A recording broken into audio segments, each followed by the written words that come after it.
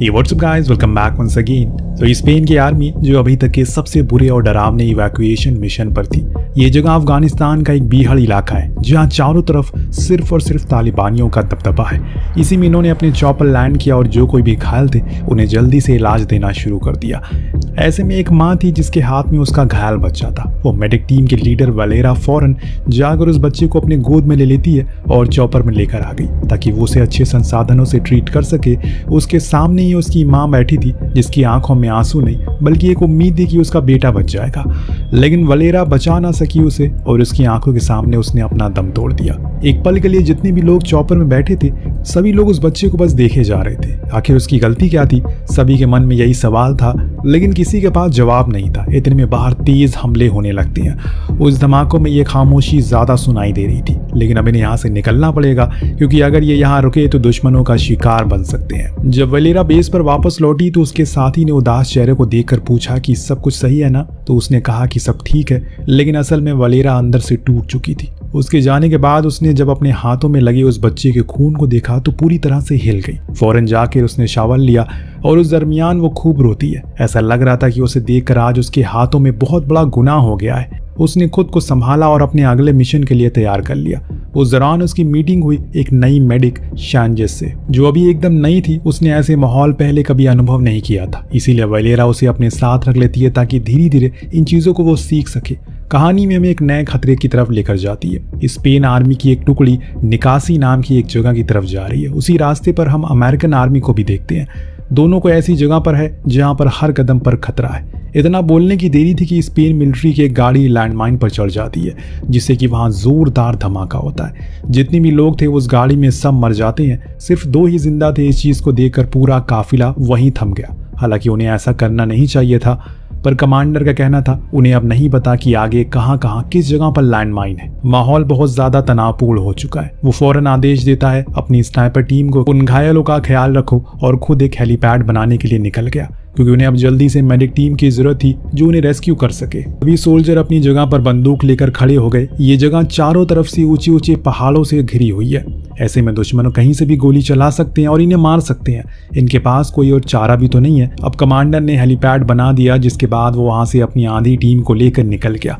कुछ तो वहीं ठहरने को कहा ताकि वो घायलों का ख्याल रख सके। इन लोगों के जाने के बाद ये अब थोड़े बहुत बचे थे वहां पर जिन्हें अब ज्यादा खतरा था, लेकिन तभी इनके पास वॉइस मैसेज आया। मेडिक टीम पहुंच गई है। तो ये उन्हें इतिहाद बरतने को कहते हैं क्योंकि यहाँ धूल काफी है और ऐसे में लैंडिंग आसान नहीं है। कैप्टन इनकी बात को बखूबी समझ रहा था। वो ये नहीं जानता कि इतनी ज्यादा धूल होगी, उसके सामने कुछ दिखाई ही नहीं देगा।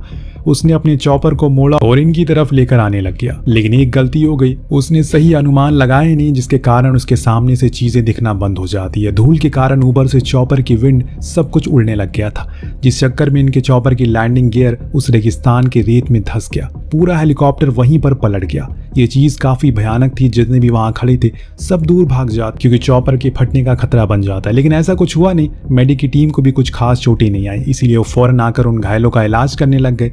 लेकिन इन्हें यह जरा भी नहीं पता कि अब आगे क्या होने वाला है। टीम ने कमांड सेंटर पर क्रैश की खबर पहुंचा दी, जो सुनने के बाद वो भी डर गए क्योंकि उन्हें पता है जिस जगह पर वो क्रैश हुआ है उसके आसपास का पूरा इलाका तालिबानियों के कंट्रोल में आता है। तो अगर उनकी नज़र इन लोगों पर पड़ गई तो बहुत बुरा हो सकता है। पर वो उस क्रैश हुए हेलीकॉप्टर को भी छोड़ नहीं सकते, वरना वो तालिबानी उसे अपनी जीत का प्रतीक मान लेंगे।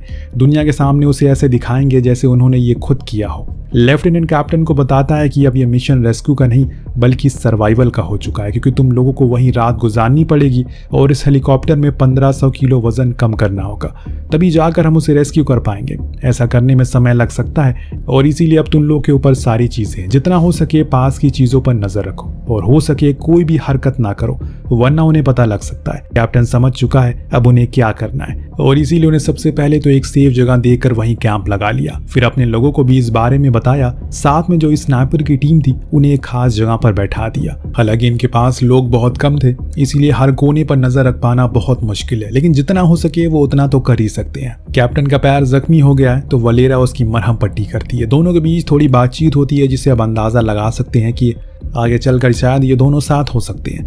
पर कैप्टन टॉरेस उसके चेहरे को देखकर समझ जाता है कि उस बच्चे की मौत से अभी तक वो उभरी नहीं है। ऊपर से उसने जब ये बताया कि अब वो फौज को छोड़कर जा रही है तो उसे काफी बुरा लगता है, क्योंकि उसके जैसा होनहार मेडिक अभी तक स्पेनिश आर्मी में था ही नहीं। वो आम सोल्जर उस गिरे हुए चॉपर के हिस्सों को अलग करने लगते हैं। उन्होंने सबसे पहले उसके पंखड़ियों को अलग किया, क्योंकि वो सबसे भारी थे, लेकिन इंसानी हाथों से ये कर पाना मुश्किल था, पर नामुमकिन तो नहीं था। इसमें थोड़ा समय लगेगा उन्हें। बाकी के लोग अपनी जगहों पर तैनात थे। इतने में वहां लेफ्टिनेंट कॉन आता है, जो सभी काम का जायजा लेता है। तब उसे एहसास होता है ये काम बहुत बड़ा है। जितना आसान उसने सोचा था वैसा ये बिल्कुल नहीं है। उसने पास स्नाइपर टीम का मैसेज आता है, जो उसे बताते हैं उन्हें दक्षिण इलाके में सपाट इलाके में एक संदिग्ध आदमी दिखा है। हालांकि दिखने में वो एक मामूली चरवाहा है, लेकिन कौन को उसे देखना था और इसीलिए वो कुछ सोल्जर को लेकर उस तरफ भागा, पर वो उसके करीब नहीं जाएगा, क्योंकि अभी उन्हें सही से नहीं पता कि आखिर वो कौन है। इसीलिए उसे कमांड सेंटर में सैटेलाइट इंफॉर्मेशन मांगी। और इस बीच हम देखते हैं कि वो शख्स जिसके हाथ में 2 बकरियां थी वो इन्हीं लोगों की तरफ देखे जा रहा था, और रेगुलर ने तो उसकी तरफ एम करके रखा हुआ है। लेकिन कौन उसे ऐसा करने से मना करता है, क्योंकि ये ह्यूमन राइट के खिलाफ है। अगर इस बारे में किसी को पता चला तो उनका कोर्ट मार्शल हो जाएगा। इसीलिए वो अभी रुकने को बोलता है। तभी कौन का ट्रांसलेटर, जो यहाँ का लोकल था, वो उस लड़की की तरफ भागना शुरू करता है। पास जाकर उसने उसे पत्थर मारकर दूर भगा दिया, जिससे वो वहां से चला गया। रेगुलर उसकी हरकत से इतना ज्यादा गुस्से में था कि अब उसे एम कर देता है और दोनों के बीच में तीखी बहस हो जाती है। पर कौन उन्हें शांत होने को बोलता है। इतने में सेंटर से इंफॉर्मेशन आ जाती है। वो बताते हैं कि वो लड़का असली में तालिबानी जासूस था। वो यहाँ तुम्हारी लोकेशन को देखने के लिए आया था। ये जानने के बाद कौन का दिमाग फट गया। आखिर इतनी बड़ी चूक कैसे हो गई। और रेगुलर का गुस्सा तो सर पर चढ़ गया। उसने ट्रांसलेटर को बड़ी भद्दी भद्दी गालियां दी, लेकिन उन्हें फिर शांत होने को बोला। समझाया कि अब दुश्मनों को पता चल चुका है कि वो यहाँ क्या कर रहे हैं और कितनी देर तक यहाँ पर रुके हैं, और इसीलिए अभी हमें जल्दबाजी में कुछ कदम नहीं लेना चाहिए, बस इंतजार करना चाहिए। अब इधर कमांडर सेंटर पे भी मुश्किलें बढ़ती जा रही है, क्योंकि उन्हें समझ नहीं आ रहा है कि आखिर वो कम समय में ज्यादा वजन कैसे घटाएं उस चॉपर का, ताकि वो जल्दी से उसे उठा सके। किसी के पास कुछ जवाब नहीं था। वहां बीच बीहड़ में कैप्टन टॉरेस कौन को बताता है कि अभी भी काम काफी बचा है। इतने कम लोगों में इतना बड़ा काम कर पाना बहुत मुश्किल हो रहा है, लेकिन फिर भी हमने छोटे प्रोपल को हटा दिया है और बड़े वाले की बारी है, जिससे कि वजन काफी हद तक कम हो जाएगा। लेकिन इसमें 1 रात से ज्यादा का समय लग जाएगा। कौन को ये जानकर थोड़ी घबराहट होती है कि यहाँ ज्यादा देर रुकना सही नहीं है, क्योंकि उनकी लोकेशन भी अब पता चल चुकी है। अब अंधेरा होने से पहले उसने एक लेडी सोल्जर को ऊपर स्नाइपर के पास जाने को कह दिया, ताकि वो रात के अंधेरे में हो रही हलचल को ज्यादा बारीकी से देख सके। यहाँ नीचे वलेरा और शांचेज दोनों ही उन घायलों को अच्छी देखरेख कर रहे थे। इस दौरान एक घायल सैनिक शांचेज से फ्लर्ट करने की कोशिश करता है। वो अपने काम पर ध्यान देती है, क्योंकि ये उसका पहला दिन था और ऐसे में वो कोई भी चूक नहीं चाहती। लेकिन कुछ ही देर बाद उसे एक बड़ी चूक हो गई। जब वो कैंप से बाहर आ रही थी तो उस समय उसने लाइट को ऑफ कर दिया, जो देखकर कौन फौरन अंदर गया और उसे सुनाने लग गया, क्योंकि ये उसकी गलती इन सभी जिंदगियों को गवा देगी। एक रोशनी इस अंधेरे में कितना भी खतरा बन सकती है, उसके लिए उसे इस बात का कोई अंदाजा नहीं है। बीच में वलेरा आकर उसका बचाव करती है और कहती है अभी वो नहीं है, धीरे धीरे सब कुछ सीख जाएगी। अब कौन बहुत गुस्से में था। उसका कहना था कि ये कोई ट्रेनिंग ग्राउंड नहीं है, बल्कि वो चारों तरफ से दुश्मनों से घिरे हुए हैं। सिर्फ एक गलती और सब कुछ खत्म। उसने शांचेज को भी सभी के सामने खूब सुनाया, जिससे वो काफी मायूस हो गई। पर वलेरा ने उसे कहा कि तुम्हें उदास होने की जरूरत नहीं है, बस आगे सब इन सब चीजों का ख्याल रखना। वेल, कमांड सेंटर में अभी भी लोग परेशान हैं, क्योंकि उन्हें सही हेलीकॉप्टर नहीं मिल पा रहा जिससे वो गिरे हुए चॉपर को उठा सके। तभी इन्हें चिनूक हेलीकॉप्टर का ख्याल आया, जो बेहद शक्तिशाली है और आसानी से उसे लिफ्ट कर पाएगा। लेकिन इसमें एक दिक्कत है, जितनी पावर है उतना ही नुकसान भी है। वहाँ धूल मिट्टी है और हो सकता है कि उसके साथ ऐसी कोई घटना हो जाए, पर कमांडर आश्वासन देता है कि वो खुद जाएगा और साथ में, ताकि कोई गलती ना हो।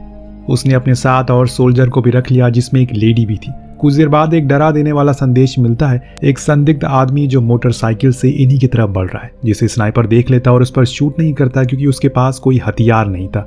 इसीलिए उसने सेंटर में इस चीज की खबर की। वहां जब उन्होंने अपनी सैटेलाइट से उसे देखा तो उन्हें पता चला कि वो सिर्फ एक नहीं, बल्कि वहां 4 SUV और 3 बाइक है, जिसमें न जाने कितने तालिबानी है और उसने खुद नहीं पता।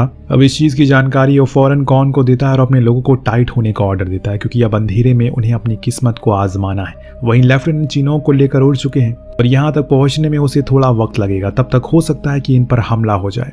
रात भी काफी हो चुकी है और इसीलिए अंधेरे में कुछ साफ दिख पाना आसान नहीं है, और यही तो तालिबानी चाहते हैं। उन्होंने चालाकी दिखाई और बाइक से वहां पर धूल उड़ाना शुरू कर दिया, जिससे अब कुछ भी नजर नहीं आ रहा है। ऊपर से इन्होंने अब भीड़ बकरियों को भी छोड़ दिया जो तेजी से आगे बढ़ रही हैं। उन्हीं की आड़ में वो सभी आगे बढ़ते जा रहे हैं। स्नाइपर इन सारी चीजों को देख रहे थे, लेकिन उन्हें सही निशाना नहीं मिल पा रहा था, जिसके कारण वो सभी शूट नहीं कर पाते। और ये चीज उन तालिबानियों ने भाप ली थी। वो अपनी असली चाल चलते हैं। उन्हें कुछ लोग पहले पहाड़ी पे छुपे बैठे थे जो अब शूट करना शुरू करते हैं, लेकिन इधर से भी कोई पीछे नहीं हटता। दोनों तरफ से गोलीबारी होने लगती है। इतने में एक सोल्जर के पैर में गोली लग जाती है, जिसे बचाने के लिए जब एगुलार उसके पीछे जाता है तो उसके पैर में भी गोली लग जाती है। दरअसल सिर्फ स्नाइपर ही थे जो कवर में थे, बाकी के लोग ऐसे खुले में थे जैसे कि हमने शुरू में देखा था, और इसी कारण वो वहीं से निशाने पर आ रहे थे। लेकिन अब कुछ ने कवर ले लिया है, जिससे कि एगुलार भी अब कवर पर आ गया, पर पैरों में गोली लगने के कारण वो शूट नहीं कर पा रहा है। फौरन चीख मेडिक को बुलाया तो वलेरा कैंप से भागते हुए बाहर आई। अब गोलीबारी काफी हो गई है, जिसके बीच से किसी के पास भी पहुंच पाना बहुत मुश्किल है। इतने में इनमें से किसी के पास नाइट विजन भी नहीं था, क्योंकि जब ये लोग निकले थे तो इन्हें कोई आइडिया नहीं था कि ऐसा कुछ हो जाएगा। सिर्फ एक स्नाइपर था जिनके पास नाइट विजन था, इसीलिए सिर्फ वो ही उन तालिबानियों का निशाना बना पा रहा था।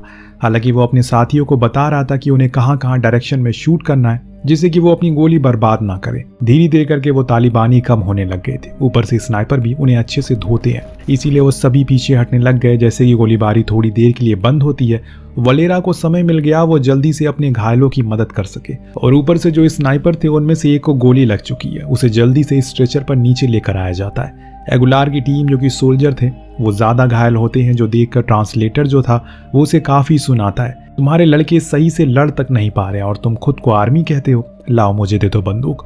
मेरे परिवार को खत्म किया है उन तालिबानियों ने, इसीलिए मैं यहाँ तुम्हारे साथ हूँ ताकि अपना बदला ले सकूं।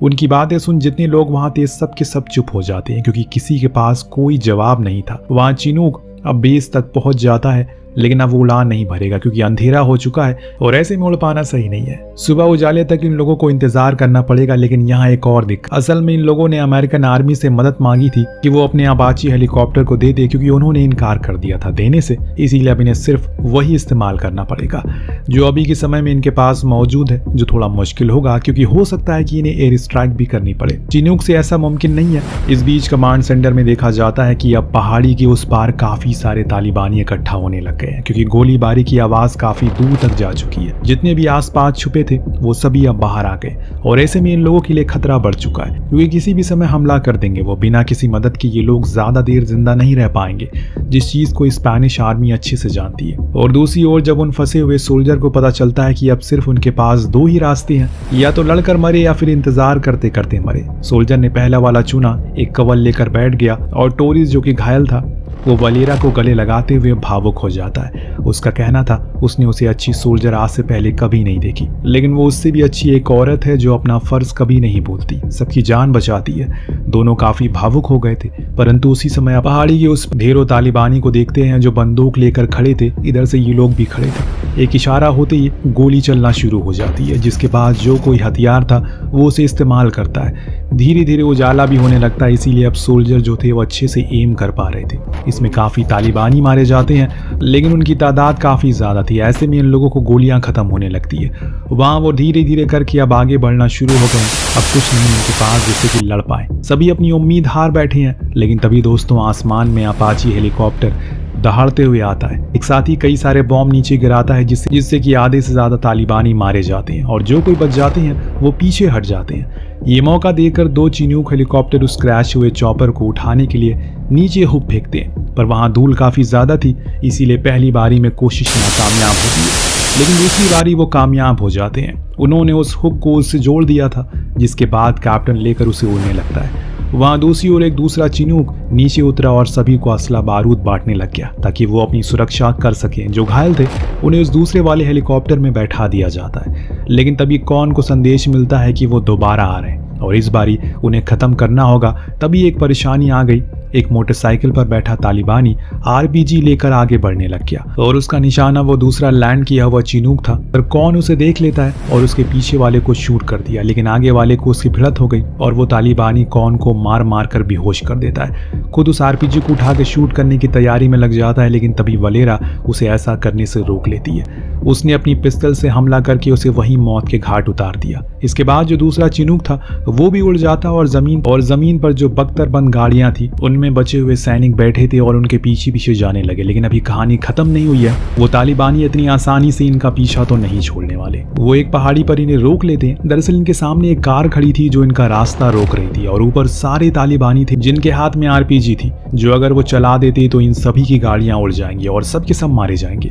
जब इस चीज की जानकारी कैप्टन को पता चली तो वो अपने लोगों को बचाने के लिए वापस जाने का मन बना लेते हैं, लेकिन इसके लिए उन्हें उस क्रैश चॉपर को छोड़ना पड़ेगा। वो अभी इसकी कुर्बानी देने को तैयार थे, लेकिन वो इसकी कुर्बानी देने को तैयार हो जाते हैं। उधर नीचे अब आरपीजी पहली मिसाइल छोड़ती है, पर किस्मत से निशाना चूक जाता है। माहौल बहुत ज्यादा गर्म हो चुका है और तभी दोबारा से अमेरिका अपने अपाची भेज देता है, जो सीधा एम करते हैं और उस गाड़ी को ही उड़ा देते हैं, जिसमें कि इन लोगों को मौका मिल जाता है आगे बढ़ने को।